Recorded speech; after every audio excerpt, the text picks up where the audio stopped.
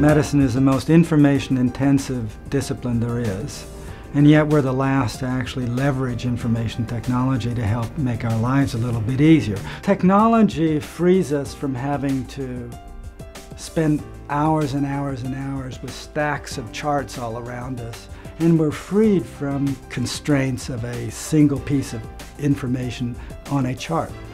In the direction that healthcare is going, we need patients to be able to access their chart, their lab results, so we use the secure web portal. It's a direct access for my patients to me, as well as a direct access for me to the patients. We would simplify the process where the patient is messaging the physician asynchronously and leverage the technology that all of us use. In email, you'll find that you're much more productive at the end of the day, and your nurses are then free to do other things. The messaging center tells me how much of a workload the nurses have, so I start to kind of map out the day, who has what, and then I can adjust staff accordingly.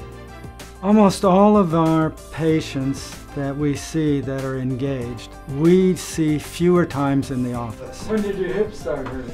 I'm gonna say 3 weeks for an extended period of time. Right When the here. patients message themselves, they do their own documentation.